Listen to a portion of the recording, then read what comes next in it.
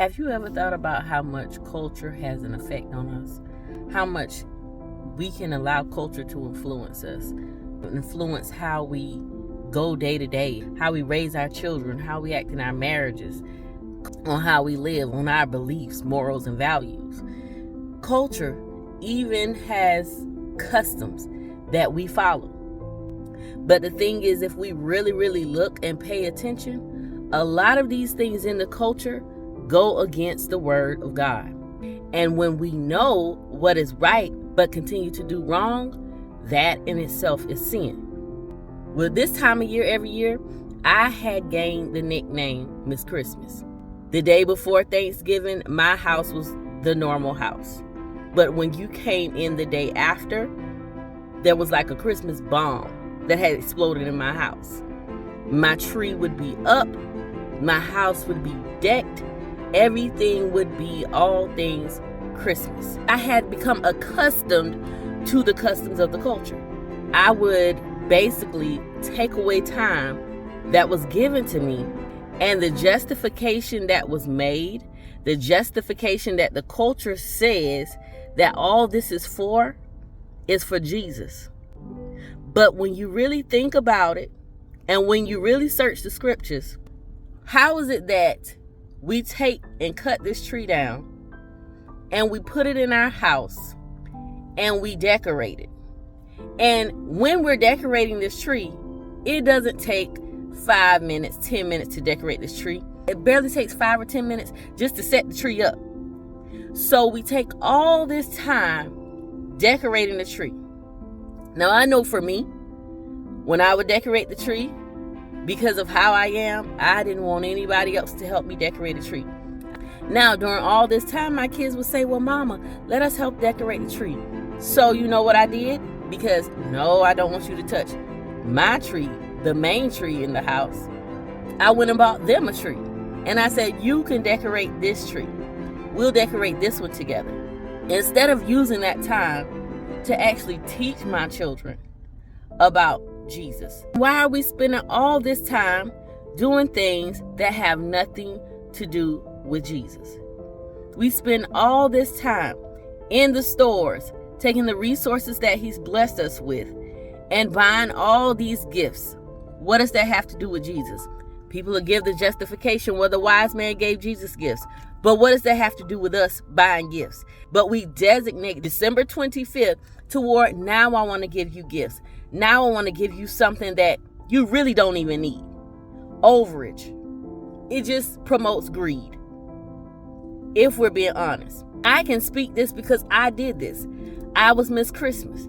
I was the one who got excited in October because all the decorations were coming out and I was ready to fill my buggy up with them. I was the one who would go and buy the gifts. I was the one who loved wrapping the gifts, making them oh so beautiful to go under the tree. I was the one throwing Christmas parties. I was the one. But when it's all said and done and I look back, what did it have to do with Jesus? Jesus is supposed to be celebrated every day of our lives. And if we're being honest, Christmas has nothing to do with Jesus. So let's stop putting that on Jesus. And let's just say what it is. It's a custom of the world that we have chosen to participate in. Because if we're saying in that moment it's all about Jesus, what are we really doing? The Word of God tells us to be not conformed to this world, but be ye transformed by the renewing of our minds. So as we're getting this knowledge, we should be understanding the Word of God. Not only that, in Jeremiah, it says that we are not to take on the customs of the heathen, not to take on the customs of the world, because they are vain. They're about man. They're about people. It is not about glorifying God. Now, to each his own. Do what you should. Do what you feel. But as children of God, let's not say that this is about him. Because when you're buying those gifts, you're buying those gifts to say, hey, look what I got for you. So in that moment, you can get the glory. When the tree is decorated and the house is beautiful, you want people to walk in because this is what I did and say, oh, how beautiful this is. But guess what? That wasn't about Jesus. That had nothing to do with him. So when we lie and say that Jesus is the reason for this season, Jesus should be the reason for every season in our life. He should be the center each and every day. And if we are to live holy, we're supposed to be separated. We're not supposed to look like the world.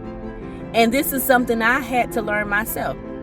It was a hard thing to let go, but once I came to the realization of how much time I was putting into this thing, how much money I was putting into this, it had become an idol. It had become something that I had put in the place of God. I had given too much time to something that was vain. It is not about going into the store, going into debt. It is not about spending hours putting up lights. What does the tree represent? What do the gifts represent? What do the Christmas carols even represent? We try to say it's about Jesus when it is not. We are not supposed to look like the world. But culture, if we are not careful, we can get accustomed to. It's a wile of the enemy to take away your time, to take away your focus.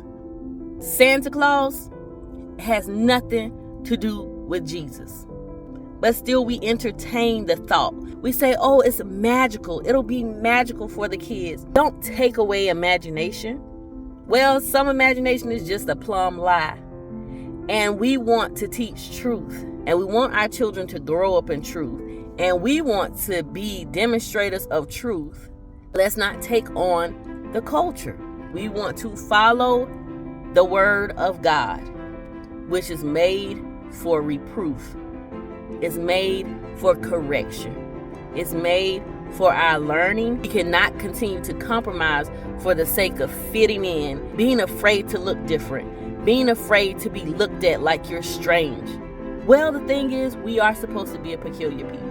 So if I look strange because I'm following the word of God, if I look strange because I'm choosing not to be conformed to this world, if I look strange because I'm not following the customs of the heathen, for the sake of my soul and for the sake of pleasing God, I will look strange. Jesus is the reason for every season. He's the reason that my soul has a right to the tree of life. He's the reason that I can be blood washed and born again. He's the reason that I don't have to spend eternity in hell. Some may say, RG, you too deep. If holiness is deep, then I'd rather walk holy than compromised. Because as we choose Christ, we choose not to make worldly culture our idol, but we choose the one and true living God.